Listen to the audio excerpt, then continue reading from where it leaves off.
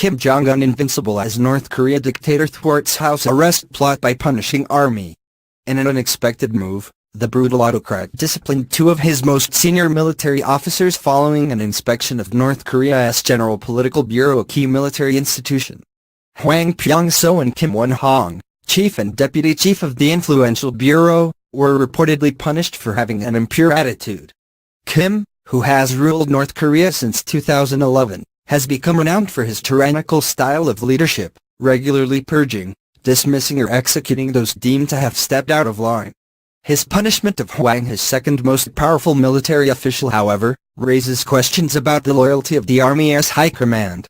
Michael Madden, founder and director of NK Leadership Watch, said there's no evidence of wider unrest or instability among the North Korea population. Yet, the punishment of his military bosses shows Kim is maneuvering to strengthen his grip on power and stamp out any threat to his leadership, Michael told Daily Star Online. Paranoid about the prospect of a military coup as seen in Zimbabwe, where Robert Mugabe was toppled last month, Kim was actively planning for a house arrest scenario, he added. In a broad context, the North Korean leader orchestrates these types of personnel shuffles as a preventative measure against the house arrest scenario, said Michael, an expert on North Korea's political culture. Kim, whose three-generation dynasty has been in charge since 1948, is in no danger of being ousted as leader of the communist nation, Michael said. Perhaps worryingly for U.S. President Donald Trump, the chances of a direct power challenge to Kim are so low as to be non-existent, according to Michael. Emboldened by his latest successful intercontinental ballistic missile (ICBM) test, Kim has become a colossus on the international stage, inducing fear at home and abroad. In the wake of his Hwasong-15 ICBM test, his most powerful yet, Kim declared his nuclear force complete in an apocalyptic message broadcast on state TV.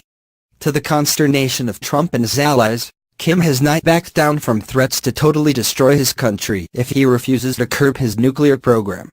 Terrifying displays of U.S. force, including the vigilant ace drills involving 12,000 troops, are seemingly having no effect on Kim's resolve as leader of the rogue state.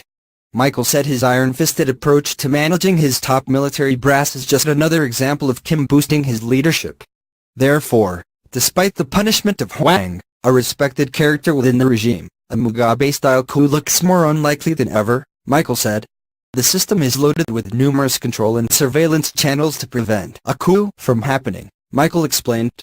Those things are pretty much snuffed out before they even reach the planning stages. The only person who could have credibly challenged and deposed Kim was Jang Song-taek, and he was executed. There aren't any individuals currently in the leadership who would have the motivation, inclination, power, knowledge or experience to pull off something like that.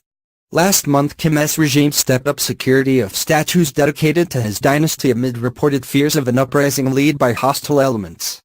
Kim deployed police for night patrols of murals honoring 3 generations of his family, whose communist regime has ruled since the 1940s.